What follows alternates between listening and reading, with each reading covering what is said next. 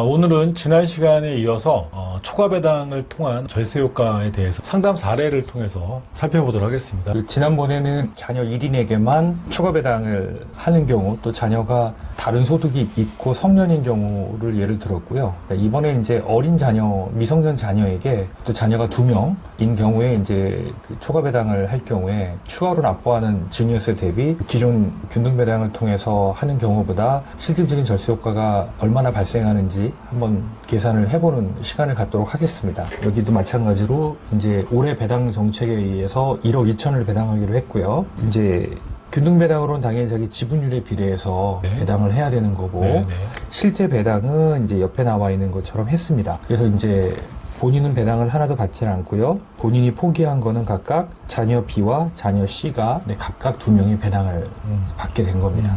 당연히 미성년이니까 이제 급여는 없고요. 미성년이니까 이제 증여 공제 금액은 각각 2천만 원이 되겠죠. 이런 가정하에 실질적인 초과 배당 효과를 한번 검토해 보기로 하겠습니다. 자, 같은 맥락에서 각각 4,000씩 배당을 했잖아요. 그럼 지난번에 또 마찬가지로 말씀드렸지만 증여세를 납부해야 되잖아요. 이만큼이 초과 배당 받은 거니까. 근데 4천 전체가 다 증여세 과표가 되는 게 아니라 여기서 법이 정한 소득세 상당액, 계산상으로 5,600만 원이 나옵니다. 요 금액을 뺀 3,440만 원이 증여세를 납부해야 되는 과표가 됩니다. 근데 이제 미성년자는 2천만 원까지가 소득 공제니까 2천만 원을 공제한 1,440만 원이 과표가 되겠죠. 그럼 144만 원이 납부해야 될 증여세의 산출세액이 되는 거고, 거기서 이제 자진납부 3% 공제해주면 요 밑에 실질적인 1396800이 이제 자진납부세액이 되겠죠. 이건 이제 계산상에 제가 과정이나 이거는 다 생략을 했습니다. 전체적으로 맥락을 이해하시면 될 것 같아요. 그럼 내년에 소득세 확정을 해야 되겠죠. 자, 이 경우에는 확정을 하더라도 자녀들이 다른 소득이 없기 때문에 실질적으로 동일합니다. 추가로 소득세가 더 나오지 않아요. 소득세 상당액하고 실질적으로 소득세 확정분하고 거의 동일한 계산 결과가 나옵니다. 자, 그러면 이제 증여세도 동일할 거겠죠. 증여세를 추가로 더 정산할 필요가 없겠죠. 그러니까 첫 해년도는 예전에 이제 요 증여세까지 과세되는 그 시기 이전하고 비교를 할 때 요 증여세만큼이 이제 추가 부담이 되는 거죠. 지난번에는 이제 성년 자녀니까 증여 공제 한도 5천만 원 내에서 증여세 과세가액이 형성됐기 때문에 증여세 납부할 필요가 없었고, 요건 이제 미성년자가 2천만 원 넘기 때문에 그거에 상당하는 금액의 증여세를 납부해야 됩니다. 자, 요것도 이제 세율로 보면 26.9%, 그리고 건보료가 급여소득자가 있는 경우에는 급여소득에서 이제 2천만 원을 공제한 금액에 대해 이 보수월액이 되는 거고요. 미성년자 같은 경우는 이제 올해부터는 배당소득이 1,000만 원만 넘어가면 바로 피부양자 자격이 상실이 되고 지역에서 건보료를 납부해야 되는 거라 건보료가 오히려 더 미성년 자녀 같은 경우는 부담이 될 수 있는 상황이 되겠죠. 피부양자 자격도 상실이 되고 지역에서 건보료를 납부해야 되는 상황이 되는 거니까요. 그러면은 전체적으로 이제 부담하는 세율은 26.9%로 상승하게 되는 거죠. 27%다라고 이해하면 되겠군요. 그래서 1년만 이렇게 놓고 보면 세금이 많구나, 또 건보료 부담까지 있구나, 이렇게 생각할 수 있습니다. 이걸 이제 10년 시점으로 한번 계산을 해볼까요? 모든 계산 프로세스는 다 동일합니다. 9년 동안에 사전 증여한 과액을 합산한 것만 좀 유념하시고요.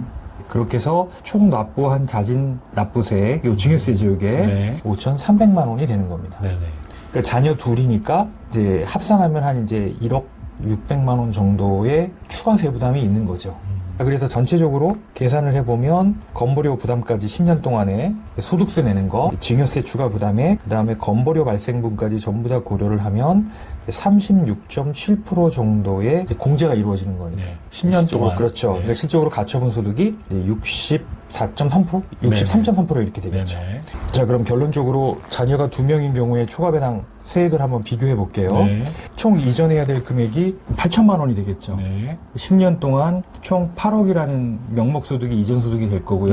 이거를 이제 매년 급여 인상으로 할 거냐, 균등 배당으로 할 거냐, 아니면 초과 배당에 대한 증여세를 납부하고 초과 배당이라는 방식으로 이전하는 게 유리한 거냐. 비교를 해야 되겠죠. 그래서 급여 방식으로 하니까 실제 가처분 소득이 50% 이하로 떨어지게 됩니다. 이 경우에는 55% 떨어지게 되겠고요. 초과 배당의 경우 이제 63.3%죠. 급여 대비 비교하면 초과 배당이 1,600 정도 유리한 거고요. 본인 배당하고 비교해도 6,600만 원 정도의 이제 10년치 절세 효과가 나타나니까 결국은 초과 배당이 옛날보다 절세폭이 줄어들 뿐이지만 여전히 다른 대안이 없은 경우 급여나 균등 배당보다는 유리하다라는 결론이 나오는 거죠. 그러니까 본인 급여를 인상하는 것보다는 한 15% 정도. 그렇죠. 본인 배당할 경우에보다는 한 8%에서 9% 정도가 더 유의미하다. 그렇죠. 그러니까 이거는 세법의 틀에서만 시뮬레이션을 한 거죠. 네. 세금적인 부분에서 네. 10년 동안에 내가 법인이 벌어들인 소득을 개인 자산화해서 그 자산의 일부를 자녀한테 이전시킨다라는 단순한 어떤 논리에서 계산을 했을 때 또 유리한 거예요. 액면에서 일단 유리합니다. 근데 네. 이게 이제 과거의 절세보다 좀 절세 폭이 줄었다는 거지 이게 의미가 없는 게 아니에요. 그러니까 이거는 이제 숫자적인 의미고 제가 이제 첫 번째 시간에도 말씀드렸듯이 어쨌든 간에 이렇게 꾸준히 배당을 기업이 법인이 하고 있다라는 거는 그 주식회사의 그 원리에 원칙에 맞는 주주 친화 경영을 하고 있다는 얘기고 또 그런 배당을 하고 있다라는 건 제가 예전에도 여러 번 말씀드렸지만 세무당국이 제일 좋아하는 거는 배당하는 기업이에요. 뭐 배당을 특정 주주에게 더 많이 하고 덜하고는 아까 말씀드린 것처럼 특수관계니까 이게 증여 문제가 생기는 거 그 부분에서 국가기관이 개입하는 거고 전반적으로 주주들에게 주주 친화적인 경영을 하고 있다라는 거는 주주에게 그만큼 이익이 돌아가는 행위를 한다는 거예요. 그거는 기업을 성장시키는 것도 의미이지만 그 성장의 결실을 주주들에게 직접적으로 분배해 주는 게 의미가 있는 거예요. 세무당국은 배당을 하는 기업을 좋아하고 네. 급여나 이런 걸 통해서 법인세를 뭐 감면하거나 이게 아니라 결국에는 이익에 관련된 부분들을 세금을 내는 거니까. 제가 늘 말씀드렸잖아요. 네. 어떤 기업이 배당을 하느냐. 네. 그게 뭐 자녀가 됐든 네. 실질적인 뭐 제3자 주주가 됐든 네. 어떤 기업이 배당을 할까요? 급여 못 주고 있는 기업이 배당하지 않아요. 네, 네, 은행에 이자도 못 갚는 기업이 배당하지 않습니다. 네, 지금 세금도 못 내는 기업이